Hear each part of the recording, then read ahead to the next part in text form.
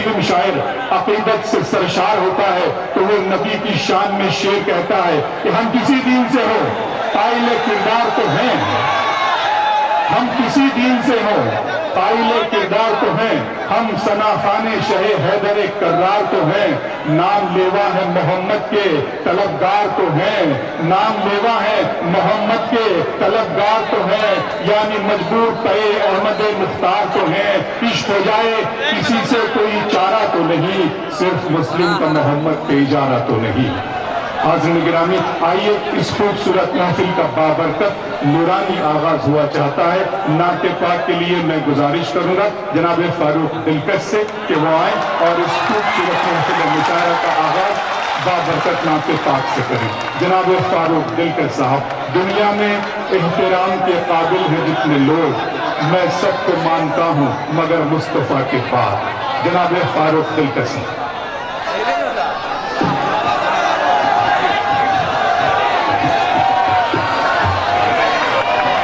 جی mic بھی ٹھیک نہیں چل رہا ہے، سے بالکل آواز نہیں ہے، مائک آواز سے زیادہ آواز نہیں۔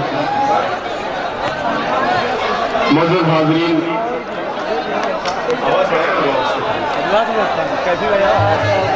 نعت پاک کے لیے مجھے حکم ہوا جناب فاروق کی عدالت میں سلام عرض کرتا ہوں۔ السلام علیکم دوستوں، میں نے آپ سے چندہ نہیں مانگا، سلام عرض کیا ہوں۔ السلام علیکم۔ وعلیکم السلام۔ بہت شکریہ حاضرین۔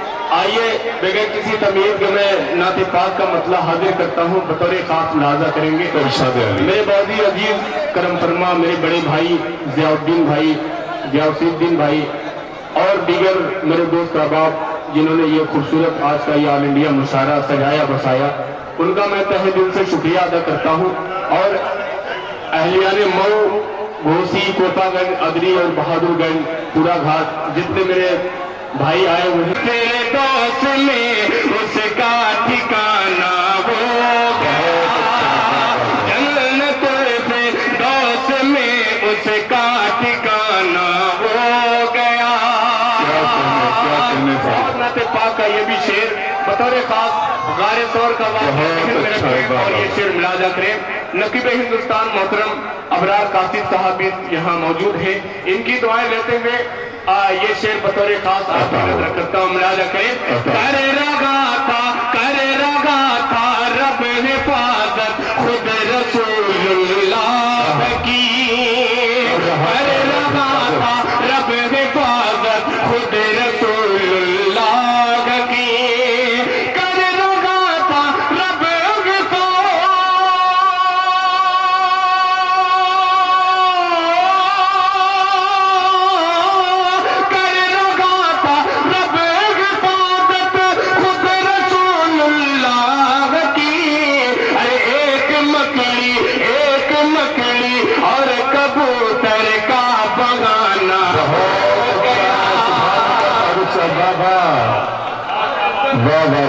کا بغانا ہو گیا۔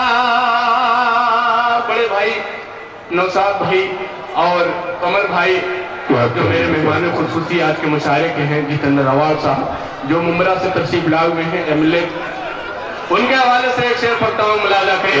تو بھی سرکار تو عالم کا دیوانہ ہو گیا گا، کر رہا تھا رب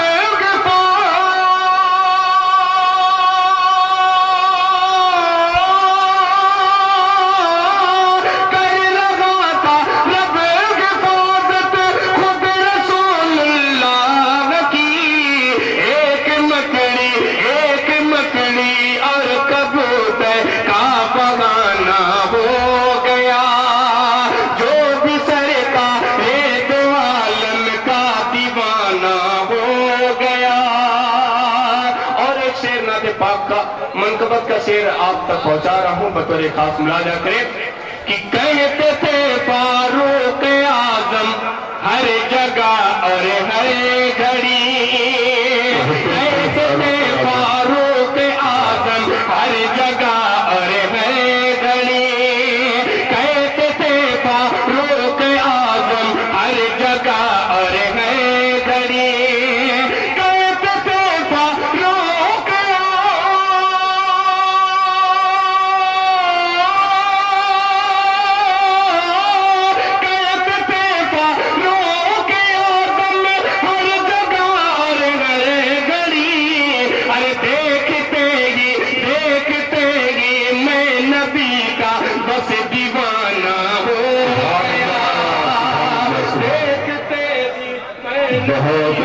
دیوانہ ہو گیا. ماشاءاللہ بڑی پاکیزہ سماعتیں آپ کی ہیں. میں آخری شعر نعت پاک کا پڑھتا ہوں. اللہ تعالیٰ سارے عالم کے مسلمانوں کو اس پاک سرزمین کی زیارت نصیب فرمائے. آخری شعر پڑھتا ہوں بطور خاص دعاؤں کے ساتھ مراجعہ کریں. ہے تمنا گنبد خضرا کو دیکھوں بہو. ہے تمنا گنبد خضرا کو دیکھوں بہو. ہے تمنا گنبد خضرا کو دیکھوں بہو. ہے تمنا گنبد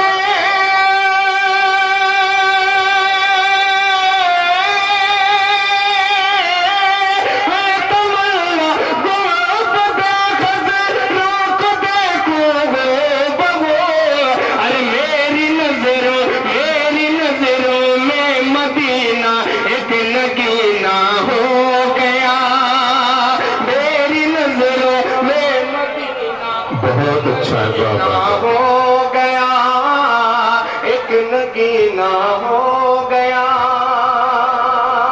اور 4 مصرے پڑھ کے میں اپنی جگہ دیتا ہوں بطور خاص مراجعہ کریں. لغت میں ران لایا ہوں, لغت میں روشنی کے واسطے سامان لایا ہوں. میں اپنے دل کے اندر آیت قرآن لایا ہوں. میں اپنے دل کے اندر آیت قرآن لایا ہوں. خدا پوچھے گا محشر میں کہ کیا لایا ہے دنیا سے. خدا پوچھے گا محشر ایمان لایا ہوں. میں کہے بہت اچھا فاروق بھائی صاحب. محبوب پر ایمان کیا کہنے لایا ہوں. میں یہ کام کرتا ہوں, میرا اصول ہے پہلے سلام کرتا ہوں. خدا نے مجھ کو غزل کا دیار بخشا ہے, یہ سلطنت میں محبت کے نام کرتا ہوں.